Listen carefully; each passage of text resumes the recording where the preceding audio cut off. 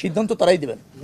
পরিষ্কার আমি করেছি, বিভিন্ন জায়গায় বলেছি, কিন্তু সমস্যাটা হচ্ছে যে সমালোচনা তো অনেকে করতে পছন্দ করেন, যারা সমালোচনা করতে চান তাদেরকে তো আর নিবৃত্ত আপনি করতে পারবেন না। আমি বুঝাতে চেয়েছি চাঁদা এবং চাঁদাবাজি দুটি জিনিস পার্থক্য আছে। চাঁদাটা কোনো কোনো সময় শ্রমিক এবং মালিকদের স্বার্থে তারা তারাই নির্ধারণ করে, মানে আমি বুঝাচ্ছি সমঝোতা করে তারা তাদের কল্যাণে কালেক্ট করে তাদের মতো ব্যয় করে, তাদের যে প্রক্রিয়া আছে সেটা তারা অনুসরণ করে। আর সেটা একটা কোনো জায়গায় এটাকে চাঁদাবাজি বলাটা কঠিন। চাঁদাবাজি আমি বলতেছি চাঁদাবাজি হচ্ছে সেইটি যেটি মানুষকে বাধ্য করে জোর করে নেওয়া হয়, তাদের নির্ধারিত প্রক্রিয়া না, কোনো অবৈধ শক্তি সেটা করতে চায়, সেটা করার কোনো সুযোগ নেই। সেটার করার আমাদের এই মন্ত্রণালয়ে থাকবে না, যে কোনো মূল্যে আমরা সেটা তার হতে দিব না, সেটা আমাদের অঙ্গীকার। কিন্তু যে চাঁদাটাকে কোনো সময় চাঁদাবাজি বলা হয়, সেটা অনেক সময় সমঝোতা তারা করে নিয়েছেন পরিবহন মালিকরা, তাদের অর্থ তারা এই হারে কালেক্ট করে তাদের এই কল্যাণে ব্যয় করবে, সেটা আমার জায়গা থেকে রহিত করাটা কোনো সুযোগ থাকে না। আমি সেটা মিন করতে চেয়েছি। না আছে আপনি দেখেননি না, আমি মালিকদের বসছি, একটু শোনেন না প্লিজ, আপনি তো দেখেন না, এটা দেখার বিষয় না। কতটা হচ্ছে আমি শ্রমিক কেন্দ্রীয় সংগঠন যারা আসছে তাদের নিয়ে বসেছি ওই ঘটনার পর, মালিকদের যে সমস্ত আছে সমিতি আছে তাদের নিয়েও বসেছি, তারা ব্যয় করেন। আর সবচেয়ে ব্যাপার হচ্ছে আপনি একটা শর্তে একটা সমিতি রেজিস্ট্রেশন নিয়েছেন, ট্রেড ইউনিয়ন করছেন, সেখানে কোনো ব্যত্যয় হলে এটা বাণিজ্য মন্ত্রণালয়ের অধীনে তারা দেখতে পারে।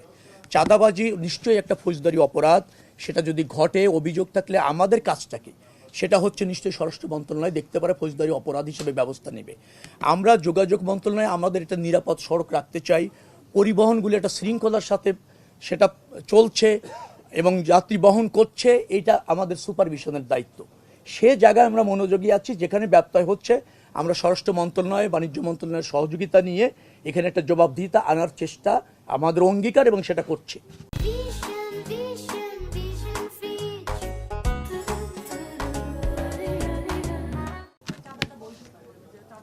আপনাকে তাই মনে হলো চাঁদাটা বৈধ? বৈধ এখন ধরেন আমি তো মসজিদ কমিটিতে চাঁদা দিচ্ছি, এখন কি বলবেন? আমি তো রিহাবের মেম্বার, প্রতি বছর চাঁদা দিই, কি বলবেন? এটা অবৈধ বলবেন? আমি জাতীয় নির্বাহী কমিটির মেম্বার, আমার পার্টিকে একটা নির্ধারণ করা আছে চাঁদা দিতে হয় বছরে এই কয়টা টাকা, অল্প কয়টা টাকা, আপনি কি অবৈধ বলবেন? আপনি অবৈধ বলতে পারেন, আমি তো আপনাকে জড়িত করতে পারবো না। আমরা বলতে পারি যে আমাদের ঢাকাতে যে ট্রাকগুলো ঢুকে কয়েকটা জায়গায় দাঁড়িয়ে যে টোকেন দিয়ে নেওয়া হয়, এটা আসলে আমি তো বলছি না, আমি বলছি ট্রাক মালিক সমিতি তাদের কল্যাণে যে টাকাটা নেয় তাদের মধ্যে মিটিং করে নির্ধারণ করে সেটা বৈধ। যারা পথে অবৈধভাবে নেবে সেটা তো অবৈধ, সেটা আপনারা মনোযোগী যদি করতে চান আমরা তৎপর আছি। স্পেসিফিক বলেন যে এই জায়গায় এটা ঘটছে, ডেফিনেটলি নেসেসারি অ্যাকশন নেওয়া হবে। না আমি বৈধ আর অবৈধ বলার কিছু না, আপনি কেন বৈধ আর অবৈধ জায়গায় যাচ্ছেন? বাস মালিকদের কাছে আপনি বলছেন যে নেওয়া হয় যারা রুট কোম্পানিগুলি চালায়। এখন কোম্পানি এবং বাস মালিক কি শর্তে ওখানে বাস দিয়েছেন সেটা জানলে বোঝা যাবে যে সেখানে কোনো ব্যত্যয় ঘটছে কিনা। এখন কোম্পানির সাথে যদি বাস মালিকদের ওইরকম সমঝোতা থাকে, তার বাসটি ওই রুটে চললে তিনি 100 টাকা দিবেন, আমি জানি না আছে কিনা, থাকলে তো আপনি অবৈধ বলতে পারছেন না, উনি অ্যাগ্রি করেছেন। আর যদি ওনার কাছে জোর করে নেওয়া হয়ে থাকে যেটা উনি অ্যাগ্রি করেন নাই, আমাদেরকে এত করেন, আমরা ব্যবস্থা নেব। অবশ্যই দেখবো, আপনি নজর এনেছেন, ডেফিনেটলি আমি দেখবো।